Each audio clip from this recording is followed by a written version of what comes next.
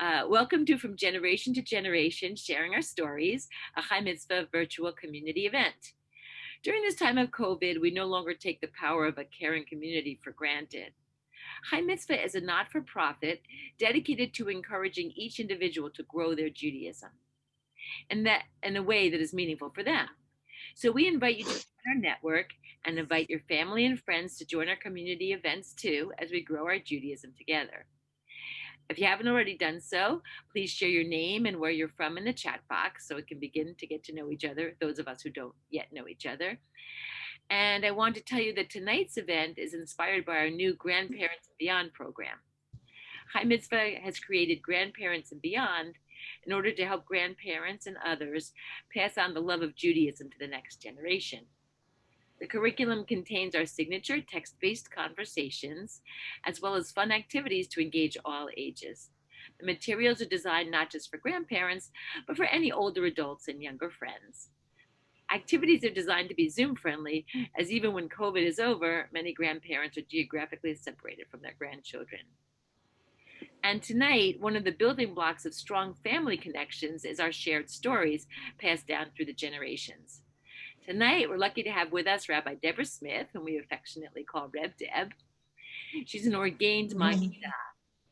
Magidah literally means teller, and she's a talented storyteller who will share with us tips for effective ways to tell stories that will keep our traditions alive. Reb Deb. Okay, so I want to tell you a little bit about the tradition that storytelling comes from in the Jewish religion, because it's very interesting. And I am an ordained rabbi, and my second ordination is as a Magidah, as a Jewish storyteller, which is actually a legitimate profession in our faith. And you go through a whole smicha, and you get the laying on of hands and the whole 9 yards. So, in a way, we could think of Jewish storytellers as Jewish people who tell stories, just like in any culture. Oh, we have, someone who's passing on stories from one generation to the next. But in Judaism, it takes on a particular, I guess I would say, an urgency or seriousness, because, we are not a tribe that has always had the opportunity to sit around the table and share stories together and pass them on from generation to generation. We're a faith group that has lived in diaspora from the very beginning of the destruction of the first temple and then the second temple. And so since the Babylonian exile, there's even more desire to hold on to our stories and to reach out and grab them and get them exactly right and pass them on from generation to generation. So along with the storyteller, there has evolved this profession of the Magid, or in my case, the Magidah for a woman, and they are literally a teller. If you had to translate that word, they're a teller, and they're a teller of tales. But not only a teller of tales, they're a preacher and a teacher and an inspirational speaker. So not quite in many of their cases, if they're not a rabbi as well, not quite an ordained rabbi, but more than just someone who's a storyteller. And so what was done with this is this profession of the storyteller came about in the 16th and 17th centuries in Eastern Europe with an itinerant storyteller who interpreted text like Torah text and Talmud text and delivered these fire and brimstone, teachings to the community. And they would interpret the text and they would have a moral at the end of the story, and they would travel from place to place, teaching. And generally they were trained maybe or mentored by a rabbi. But in those days, the rabbi maybe only spoke 2 times a year on Rosh Hashanah and Yom Kippur. And the rest of the time it was left to this Magid who was traveling around to become storytellers with a purpose, like with an agenda. They were a storyteller with an agenda, and they studied Jewish text, and they received ordination, and they made their life's work to be accessible. They were always charismatic, and they were like the plain clothes counterpart of the ordained rabbi in the tallis and the, in that case, the top hat, perhaps. So, we think about that. And I studied for 2.5 years in my program to be ordained. And there was a big ceremony at the end, and I got a certificate, and everything was very, very exciting. So, through our stories, we pass down connections from generation to generation. And we teach about the importance of different people in our lives and places and even objects, music, foods, things in our particular personal history. And, small moments, small memories, but things that we think are important enough to pass on. And so tonight we're going to explore effective ways to pass on family stories and also to share and hear some. I have put together, which I think we distributed, right, some helpful tips for effective storytelling.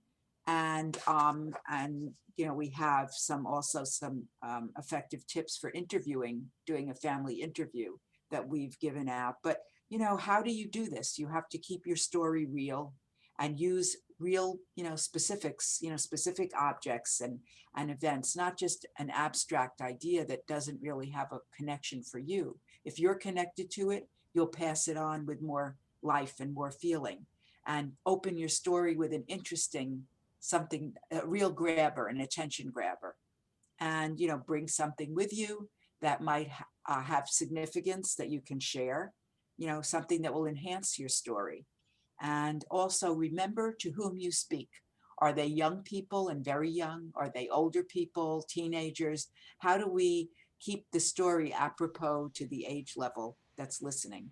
And how do we keep it short enough that it's simple? It doesn't have too many characters. When you start needing a list with the cast of characters, the story is too long. And a storyline that's easy to follow. And a great ending, a bang up ending really makes it all the more important. So I think about those things, and I think about stories I've heard where I couldn't keep track of the plot line and I couldn't keep track of the characters in the story. And those stories were not good for me. And I needed to rework those stories if I was telling them and do them in a different way. And so we also have tips for interviewing family members, which I think we also are going to share with the group as well.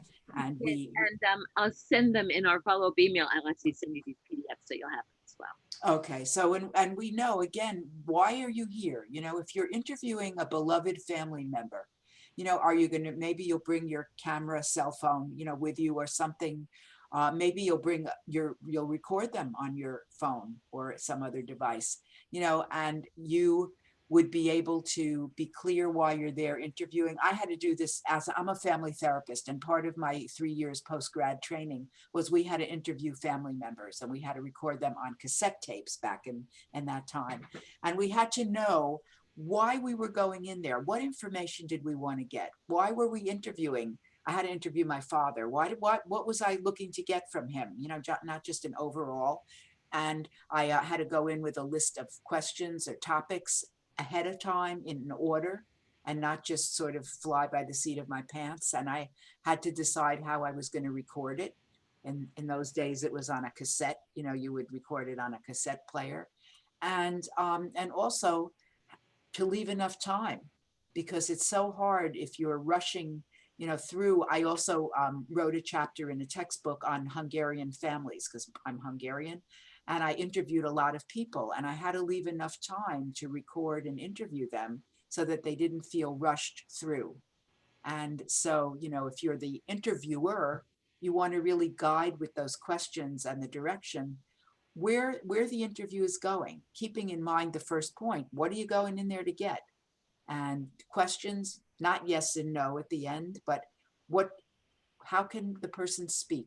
How can they give open-ended answers? Not just, so were you happy when you traveled to America? Yes, no, but what was it like for you? What was the most exciting part of your journey traveling to this country from, Russia or Hungary or wherever? And so, those are important. And then also something we don't often think about is to follow up with the person after the interview. Send them a thank you note or email, or whatever we're doing these days. Send them a text and an emoji on there, and maybe they'll be happy to do another interview with you. And then when you put your notes together, make sure you label whatever you have and follow up to get what you've missed. And I say this from someone who is very experienced at doing this, and I've done it well and I've done it poorly, and I've learned through my experience how to really make this work in the best possible way. So before I turn it back to Nina, I don't know if people have any questions about how to, any of these things that I mentioned about the tips or the interviewing strategies, but please ask, because maybe you'll be doing one of these interviews and, you want to really know how to tweak them from a good way. Oh, Lisa, you're muted. Yeah.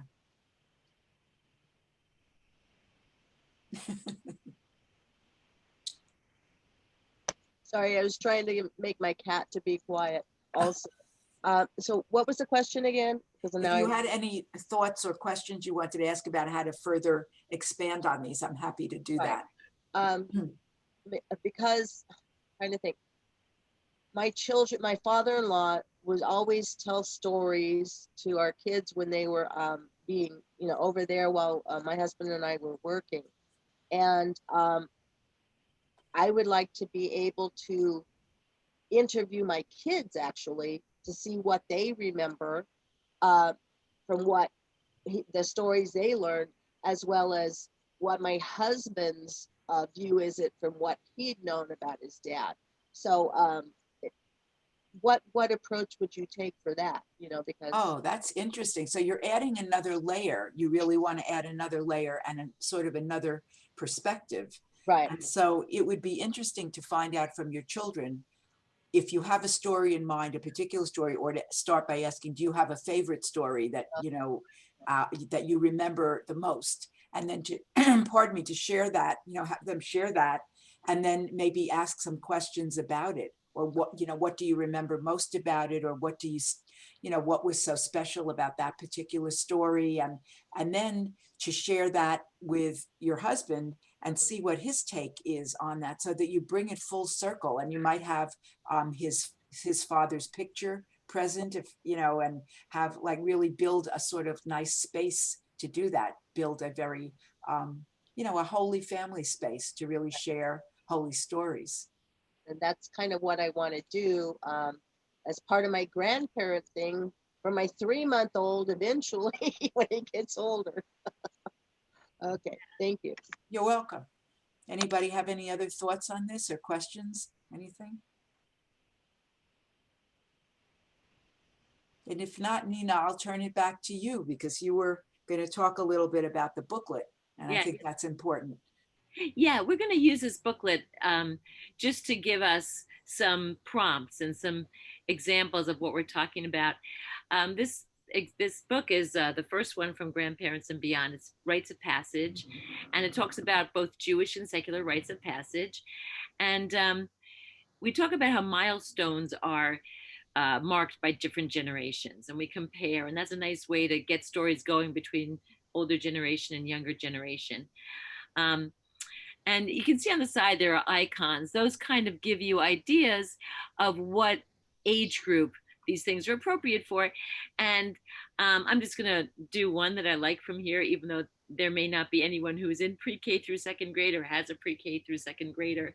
But it's really fun because we're talking about how objects can help you tell a family story. And here you see a picture of a challah cover that my grandmother brought with her from Hungary when she came. And this was when she did this when she was 10 years old. And what you can do, if you, of course, we can tell the story, but if you have a small child and you want to do something fun, there's this app you can get, which I want to share with you, which you can take your object and you can, some of you might know Bubby the Menorah. This is the same thing. I am the challah cover that your great-great-grandma embroidered when she was just 10 years old. She brought it with her from Hungary when she came to America at the age of 16. Her first job when she came here was embroidering dresses at a factory. Every generation of our family has used this challah cover. So that's a fun, just a fun thing to do. I'm clearly not a young child, but I really enjoy doing that. So I wanted to share that with you. Of course, we can also tell stories from objects without having to make a a Chatterpix Kids video. And I think that, Deb, you had one that you were going to share with us. I brought my husband's family menorah. It's quite large, so it doesn't fit in the box. It's very beautiful. It's silver. And, you know, when you share a story, it doesn't have to be a long story. You know, it could be something very short to just grab, you know, the attention of the person, especially if it's a young person. And so this particular menorah was presented to Neil, my husband, to Neil's grandfather, from a synagogue, a Talmud Torah, you know, place in Brooklyn, in Crown Heights, Brooklyn, where he was very active. And, you know, I never had the pleasure of knowing him, but what I wanted to share with you is that I feel like I know him from the stories my husband has shared, how they honored him. And it's engraved. It says, presented to Saul Lieber by friends and members of the Yeshiva Talmud Torah, Crown Heights. It's engraved on the bottom. And this, you know, it has the oil cups. You could put oil in here, or you could put a candle in here. And actually, until I saw this and learned about it from my husband, because I was not raised very religious. I was raised in a traditional family, but not, you know, with any, I never knew that you had oil cups that you could light the Hanukkah with. No idea, totally, you know, clueless.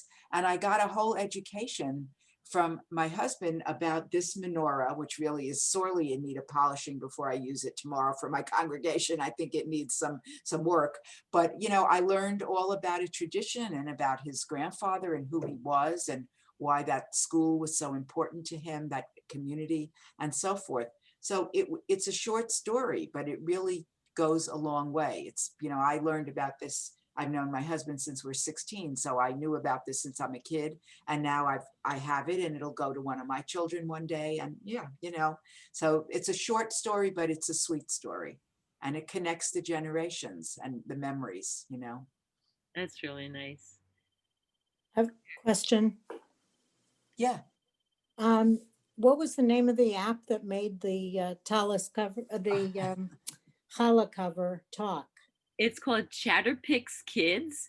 It's from a company called Duck Duck Moose. And it's a free app. You can get it in the App Store on your phone. Could you put it in the chat, Nina? Can you write the? Yeah, good idea. Oops, that's not what I wanted to do. I would get the chat. Thank you. Sure, it's great. And if you have, it's so easy to use. It's really easy to use. But if you need any help, there's actually a tutorial on our website. I went through the whole grandparents and beyond for this particular month, and there's a whole little tutorial in there. I will tell you that my 5-year-old grandson can do it, and I'm sure that So there's hope for you, Claire. Henry will be happy to get on Zoom and tell you what to do. No I'm problem. not so sure. I'm a grandparent. Do I have time for one more quick example? Because, Sure. you know, we're a small group tonight. So today is my mother's birthday. She passed away. She would have been 96. And every year I go to Florida to honor her on her birthday. We stay in her condo, which we inherited, and we do stuff that she would do. So today I couldn't do that. So I asked a few of my friends to meet me on Zoom for lunch today to honor my mom. And what I wanted to show you is something easy to do. I had this picture, which I shared with I know there's glare on here, but I shared this picture with my friends. And I said, look at the dress my mom is wearing. She wore this to my older daughter's wedding.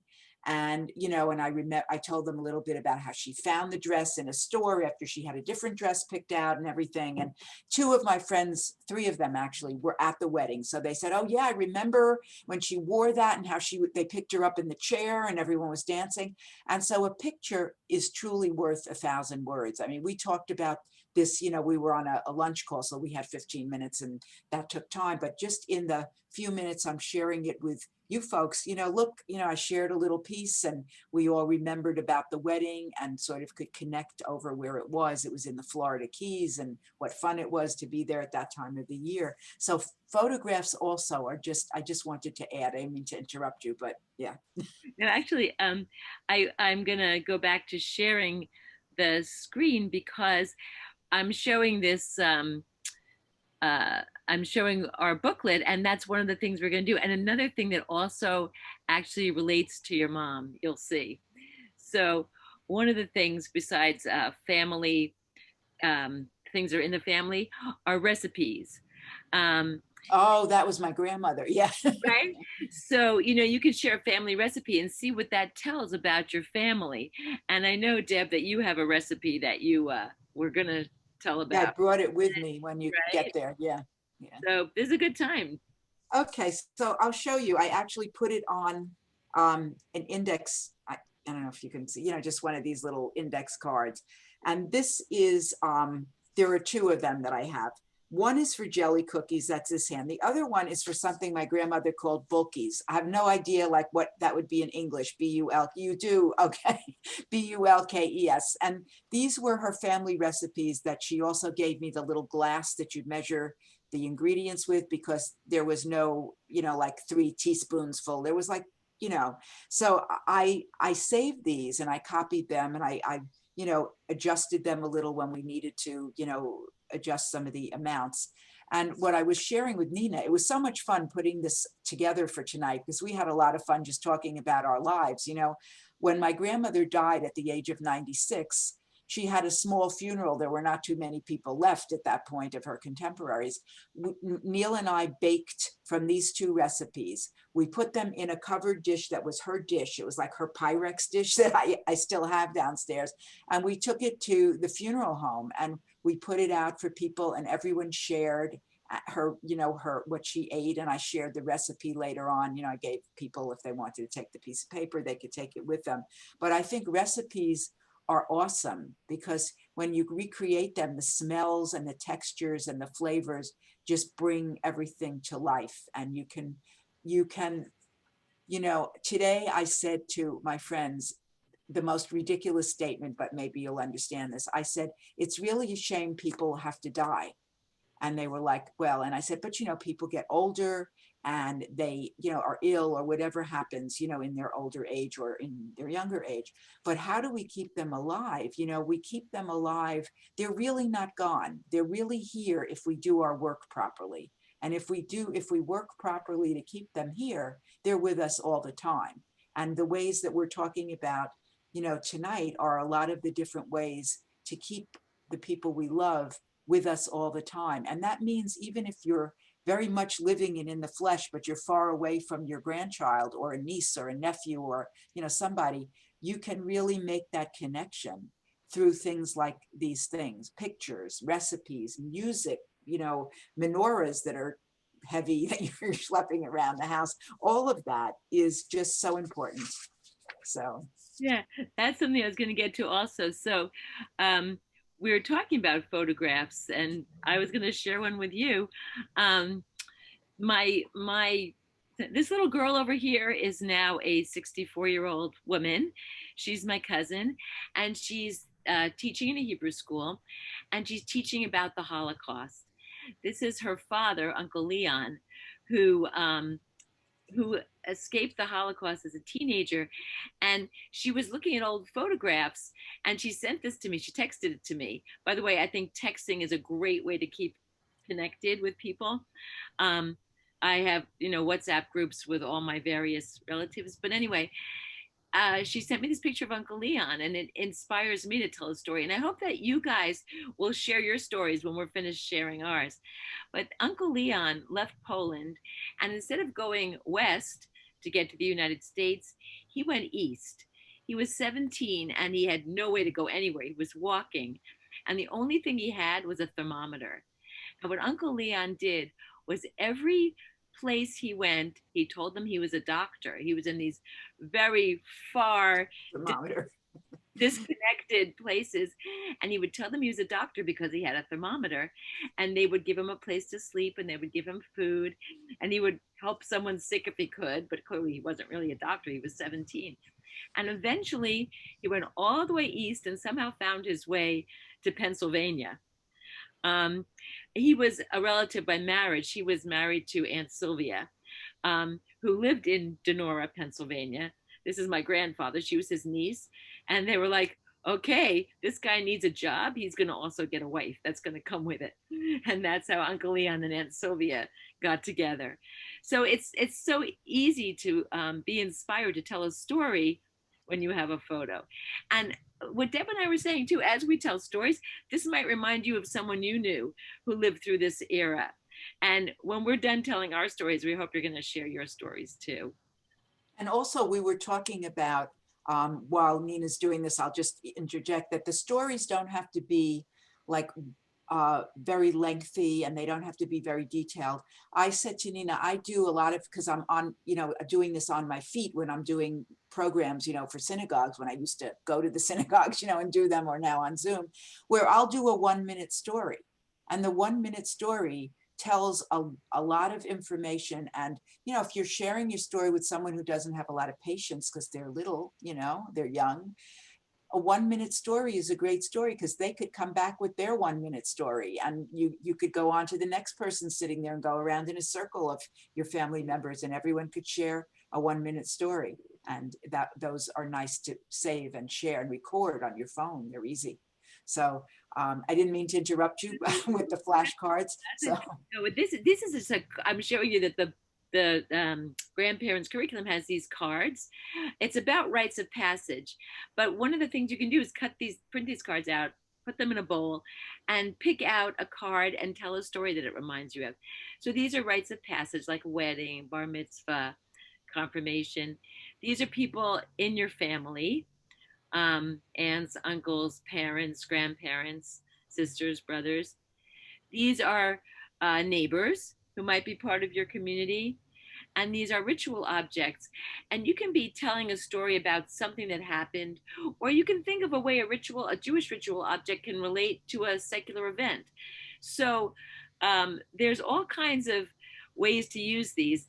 And the booklet also comes with, you can print out and make your own if you like. So these are just things you can use also to prompt you to tell a story. And the other thing I want to tell you about, this is like a part of our evening I'm looking forward to too, is in addition to pictures, as we mentioned, and objects, and just other people talking, another great way to be inspired to tell a story is music. So since we're all in a similar age group, I'm very excited to share this piece of music with you and tell you the story that it reminds me of. We had fun with this earlier. We did. This was like, I think probably one of the, let me just do a share, one of the events that really changed my life. And I think hold on, I'm sorry. I think that you will probably remember this time, because everybody remembers where they were at this time. Hold on, let me just get rid of this and open instead the thing I'm very excited to open, which is a piece of music. Are you sharing now? Did you see it? We can see it. Yeah, Okay. we can see it. Ladies and gentlemen, please welcome with us. As soon as you recognize it, raise your hand. Still, Nash, and Young.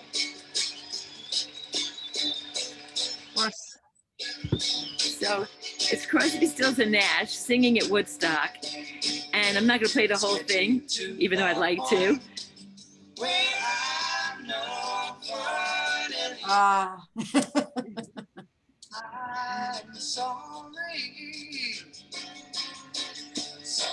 So I don't want to we could get into this, Nina. I know. So I'll leave it playing in the background.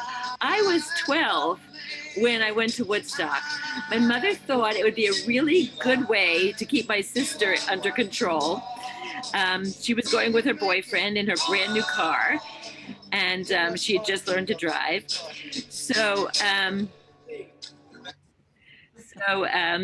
she sent me along to keep her, to behave herself. And because I was 12, it formed a lot of what I even believe today. It was an event where I've told my kids about this. If you lost a diamond ring, someone would have found you and returned it. Like, it was such a beautiful feeling there. And I thought that's what the world was going to be like. I thought we were all going to grow up and have peace and love and harmony and share. And I do try to, in my life, keep those things going. And even in my work, you know, we learn to respect each other. But it was just such a thing to have lived through. I once told someone later on that I was at Woodstock, and they just looked at me and went, "How old are you?" But it was a big thing for me. So I wanted to share that. And I'm sure there's other music that probably brings back memories and things to you as well. So I wanted to share that, and I wanted to turn it back to Deb and see if anybody has stories they'd like to share. Yeah, I mean, we were thinking, how do you do a go round, like a 1 minute go round of a story? Because you've heard us now we've shared 3 or 4 stories. They are all stories. They're not just a sentence passing by. They're really dimensional, because you could get a sense of, I'll share one story that is a 1 minute story, and you can see what I mean. My grandmother, when she was 16, left Russia. Her family sent her to come to the United States and meet up with my grandfather, who was already here.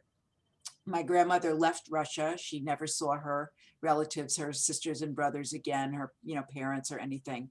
She traveled with a chaperone through China. She went to Harbin, China, where there was a Jewish community.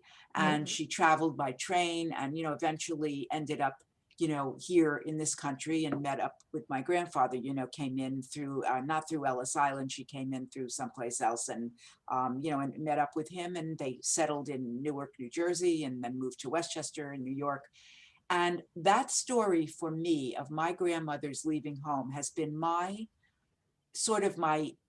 banner story. It has defined my life. And I'll share this with you, because Nina doesn't even know this, but my grandmother was so affected by leaving home and never seeing her family again, that she never wanted to leave home again. She was very much a homebody. She had 3 children who traveled, and my mother's been all over the world, as far as China and Africa, years back when no one was going there, but really wanted to keep everyone close to her and not travel. And so that was who she became. And it skipped a generation in my mother. But for me, leaving home has always been very, very hard to do when I've had to travel or go off to college. And it's been something where I've carried my grandmother's legacy. I've carried this teaching through my life.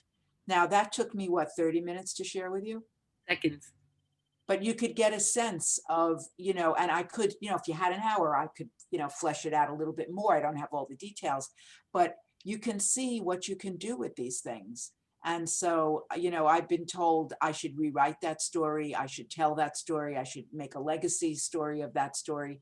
But in a short form, it's a useful story. It defines who I am. So does anyone have any, stories, 1-minute stories that you would like to share, where we could get to know you better or your families better? And you shouldn't have to think too hard. That's the point with these. They should be just off the cuff. I remember this. Go ahead, Lisa. Try it. Okay, my husband and I meeting. We went to the same high school. The first day of our sophomore year, our lockers were assigned. My locker was above him. His was below me, and he had a weirdest lock ever. It was a magnet lock. Everybody had combination locks, and he comes over with this magnet. I'm like, what the heck is this? I've never seen it before. He goes, my mom always finds stuff at different places, so this is my lock. So I said, okay, you're going to be Mags. Hi, Mags. How you doing? I didn't know him from squat. So that's how we originally met. And fast forward another 8 years or 6 years later, I'm walking into a hardware store to pick up an air conditioning filter for my mother. And I haven't seen him since we graduated. I walk into this store, and I had this all-knowing feeling that was him over at the way down there, crouched down, counting paint cans. And don't ask me how, it just like, boom, there it is. And then I went over to him after I got the air conditioner filter, talked with him, said, hey, why don't you give me a call? And it progressed from there. So for me, that was like basically God pushing me to say, this is what you need to do. This is the person you need to be with, because there's a reason. And don't ask me what, he's still in there. We still have kids. So that's my 1-minute story. That's a great story. I want to know if he saved the lock. Yes, actually, I have part of it. I'll go get it. I'll show it to you. I had to ask. An object can bring you to a story. So she could enhance if she had time and wasn't doing this, really just on the moment. She could have had like a prop with her. And she could have said, look at this. This lock has been, we're passing this down to the next generation. It's very special. And maybe you want to, work with have a lock like this. I think it's really an endearing story. It's just a lovely, lovely story. Yeah. So shall we wait for her to come back with the lock, or should we try another story? Is anyone ready to share one? I have, from family, I have many stories because, in my family, both, my 4 grandparents, my 2 parents were Holocaust survivors. And my father left when he retired in Israel. He sat down and told his whole life story in 7 tapes. So I have the whole, not 1 minute, but hours story. And it's interesting what we were talking before, that I've been trying to translate it for ages because it's in Spanish and my daughters were born here. And this was, and they don't know Spanish. I mean, they know Spanish, but not that well. And an advice that I got is don't translate the whole thing. It's exactly what you were saying. Just try to get a simplified summary of his 7 tapes so that they can find it interesting. Try to extract the basis of his stories. Just so there's a lot. I mean, my mother left 1 tape of the Holocaust 1.5 years. They were also from Hungary. One of the stories that of the many that I remember, and I always smile, was that after the war was over and they went to Paris, my mother's family, she had a small sister. My mother was 16 at the time. My aunt was 9. So my grandfather didn't want to return to Hungary, like many of your families maybe. And they were waiting in Paris for their visas to South America. So they tell the story that they were standing in line, and of course, someone comes and speaks French to them to ask them about some of their paperwork. And of course, no one spoke French. So there was a young man nearby that heard, and he said, I speak French, and he was Hungarian too. And he came and he helped them translate, etc., etc. So, okay, at the end, they ended up in Uruguay, in South America, where I was born, and many years passed by, and they were sitting in a living room after my mother got married and everything, and I think I was born and my brother was, and I think 20 years passed by, and they sit down in this living room in Uruguay, and they tell the story, and they recognize, when they tell the story, my grandpa tells the story, my father says, you were the one that I helped. For some reason, they didn't recognize each other then, because many years passed by after my father ended up emigrating also to Uruguay with his own family, on separate families. And it ended up that he had been the one that had helped them translate in France, because my father knew 9 languages. He was incredible. Wow. And that was a story that always made us smile, because a lot of the stories, of course, were very sad, about the Holocaust stories. But this was a story that maybe took more than a minute, but that I remember. Yeah, And, but the story had a punch to it, and it grabbed you in, it was, and you knew how to do that, which is really, really interesting. Thank you so much for that. Lisa, did you find the lock? Yeah. Back with the lock. The lock is gone, but this is the magnetic piece that would unlock it. Okay. All right. You Okay. hold on to that. Oh yeah. Does anyone else want to share a story? Can you think of anything you might want to share, Anne? Well, unfortunately, I'm the youngest in my family. So I don't have a lot of the background, and there's nobody left. And my one sister, who's 4 years older than I am, has dementia. She is really the one that was the historian and everything, but there's nothing I can ask her anymore. So it needs to start again with me. And I don't know that many stories I don't really know any stories from my grandmother, even though she lived with us. Everything is just from this country and from, current times. But my father was a metal fabricator. And I will show you this gorgeous menorah that he made for me. And my sister has one also. And how much it means to me, that he made this with his own hands. And my father, I'm sure you're all aware, I'm from Pittsburgh, Pennsylvania originally, and I'm sure that you're all aware of the what happened at the Tree of Life, and that's where I was married, and my sister was married there. And when they would show the picture of the side of the building where there was an actual Tree of Life, the leaves and all, my father made that. Oh, wow. Oh, wow. And so I think now that I have to start with my children and my grandchildren. Thank God I've got 19 grandchildren. Wow. God bless. But Wow. everybody's everywhere. They're all over. I'm in Florida, but the rest of them are everywhere else. Wow. Wow. Nobody's here with me. So it's possible. I mean, I'm going to do Zoom, and I'm going to have a picture of Grandpa Alex, and I have one grandson named for him, and picture of, and it showed them the menorah, and tell them a little bit about his life, so that they know and can tell their children. Because right now it's going to stop with me. That's it. Right. Then you have to tell. Yes. I'm going to go get this menorah so you can. And I have a question while you're going. Where in Florida are you? I'm in Jacksonville. Okay, just checking. Oh, before you get the menorah, also, my cousins are members of Tree of Life in Pittsburgh. The Weisses, I know Weiss is a common name, but the Uncle Leon that I just showed you, my grandfather that was in that picture, right? His brothers, they had a meatpacking plant. Oh, sure, absolutely. Those are my grandfather's brothers. Right. I didn't know them personally, but I certainly know the name.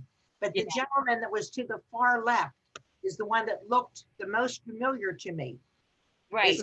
Was he from Denora or from Pittsburgh or what? He was the brother of the two from Denora. Okay, because he really looked very familiar to me.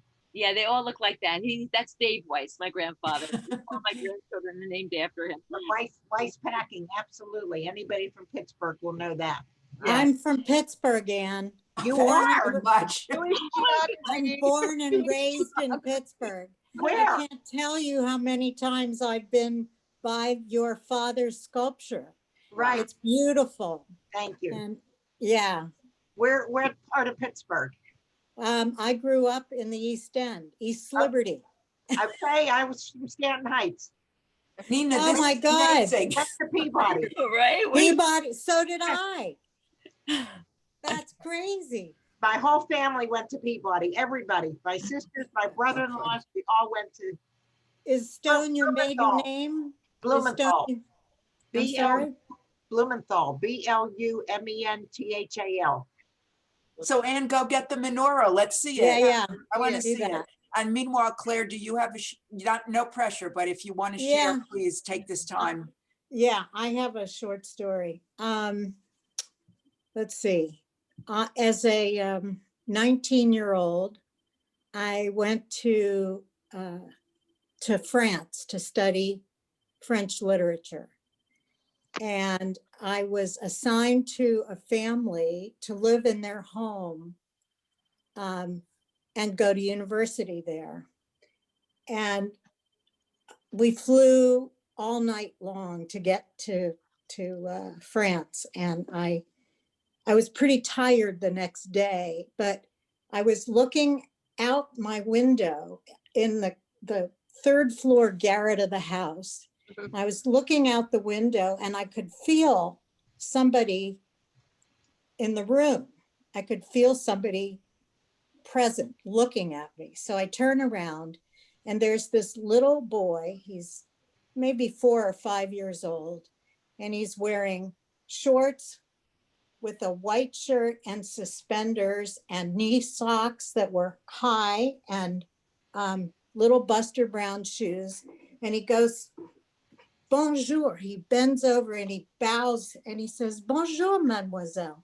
Je m'appelle Guillaume. And hello, miss, my name is William Guillaume. And he was the most charming little boy and the youngest of a family of 5 kids. And it was probably the best year of my life for many reasons. But my story goes probably 30 years later. You skip 30 years and I'm sitting at my son's final soccer match. And I hear French from not so far away. And my ear was like, oh my God, it's like when I hear Yiddish, I go running to I had to engage them in conversation. And I said, oh, I'm so happy to hear French from you. And, where are you from in France? Because I was a student in France, in Rouen when I was 19. And she goes, that's funny, I'm from Rouen. And Yvonne, your story reminded me of this one. Yeah, it's the small world story. And so she goes, well, where did you live? And I told her the address, and she goes, oh, I know that family that lives there, the de la Porte Arnals. And I said, oh my God, yes, that's who my parents were in France. And she said, well, I'm married to Guillaume. Oh my gosh. I nearly passed out. I was like, Wow. where did that come from? Yeah. That is the best story ever. That's a great story. Great stories. What an amazing story. Thank you. I for ran sharing home that day and found my roommate who lived with me in that Wow. house and told her that story. She's in LA. That's amazing. That's an amazing story. It was. Before I we love play- those small worlds stories. Before we play Jewish tag again. I want to show you the menorah. Yes. Wow. Oh, It's how gorgeous. Beautiful. And Wow. Oh, that's amazing. Wow. Look how shiny it's. Oh, it's so beautiful. Will you use that? Do you use Oh it? yes. Yeah. Oh yes. The Wow. cups come out. That is so beautiful. What an Oh, how artist wonderful. your dad was. Now the other thing is, anybody that has a metal menorah, if you get wax on it, stick it in the freezer. Freeze it, and the wax will just chip right off. Wait, does Wow. that count for my silver one? Can I put my? Yes, do not put it in water. All these years I've been struggling. I thought Jackie, where have you been my whole life? It's very heavy. It's because it's solid One brown. good thing coming out of 2020. So I wanted That is to beautiful. ask you, Nina, I know we have just a few minutes left, and I wanted to, ask if people had comments or just thoughts based on our, our discussion. We were very fortunate tonight in a way that we were a small group, because this has been a very interesting way to launch this program, and to really, we would never have been able to hear from everybody. We would never have been able to get all these 1-minute stories, and they've been such rich stories. Yeah. And before we go tonight, I want to actually offer a blessing to everyone on your hopefully your future adventures in storytelling, but I wonder if anyone has any thoughts just about what we did tonight, and was it what you expected to, to have happen? And did you, get something out of it that you could use going forward? I want to say, oh, I'm raising my hand. Yes, like a that's good okay. student. It's okay, we're good. I want to say that despite the pandemic and despite the Zoom and technology as a way to meet, we really connected with one another through our stories. And we found one another in different and new ways, which is beautiful. That's a lovely testimonial, Nina. We should get a quote. Don't ask me to repeat. I have a terrible memory. That's how I feel. I say it once and it's gone. But thank you for that. Anyone else like to share? I was reminded while you were talking, my first cousin, she moved from Chile to Sydney, and she works in the Holocaust Museum. And she's been really she wrote like 3 books about the family. She found out about her father's, Holocaust, family that he didn't know anything. But one thing she did, her last book, she said, I'm going to write a book to our grandchildren, including mine. I have a 21-month-old, first and only. I'll never reach the 19, never, ever.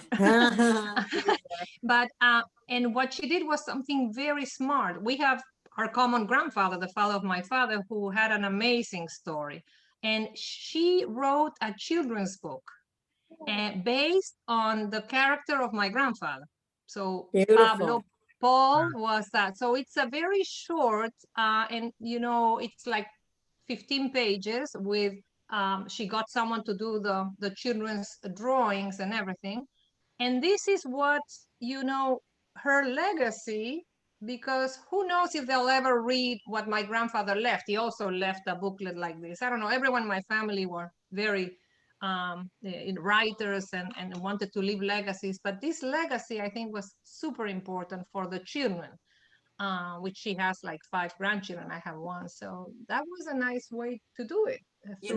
That's amazing, your story, because I'm thinking, me, I'm always thinking, Nina will tell you there's never a dull moment, but someone who isn't even that talented with graphics or anything could do in a computer file like a short story like that, and put graphics, or put a picture in, and really create a booklet for their grandchildren or for their family. And it's such a lovely way to pass on a story. Great idea.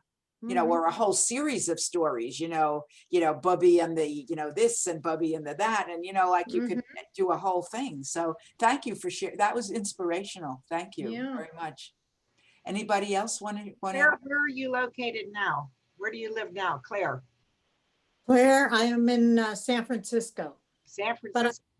But I was born and raised and had a great childhood in Pittsburgh. All right, I sent you my phone number, my cell phone. Is it in the chat? I would like to talk to you further because I'm trying to think Blumenthal, who do I know? But you'll probably know my sisters. You're younger. Oh, good, let's talk. You're younger than I am, but you'll know my rest of my family. Okay, Anne. Thank you. Any other sharings that anybody would like to, just on a closing for the evening, or any thoughts about what we did tonight? I'm sorry, the more from our High Mitzvah group didn't join us, but we have a meeting Thursday night, but I'm going to tell them. And Nina, please, in the future, let us know whenever you're going to have a program. Excellent. We'd love to have you join us. Absolutely. I'm going to put my number in too, Anne. All right. Good. Anybody else? Lisa, did you have anything? I was just going to say I really enjoyed the little snippets, learning about each of you, because I feel like I know you more now. Like I haven't even, I haven't seen 2 or 3 of you, whatever. But the Jewish geography, I absolutely love that, because, I know this and that thing and that brother and the this and the that. It's just like, whenever you tell small stories like that, they seem to expand and encompass a whole bunch of other people. And then you see how I know this one and I knew that one and I worked here. So I really enjoyed just how cohesive or how how it happened tonight. It was just kind of organic and kept Yeah, it going. was really a magical evening.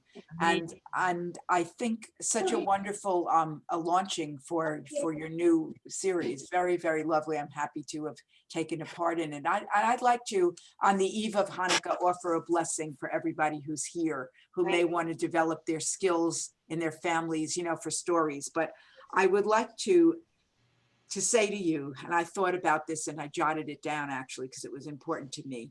May you be blessed with memory, with creativity, and with light, and the memory to remember the stories of your loved ones and your own stories, and the creativity to bring them forward to future generations with joy and with spirit and with truth and with humor, and to bring light to the younger generations as you pass on the stories of your memories. And so I hope that, for everybody, that can be your truth going forward. And I wish you a bright and a happy Hanukkah filled with joy and light. Thank So you all it of was you. a pleasure to be with you tonight.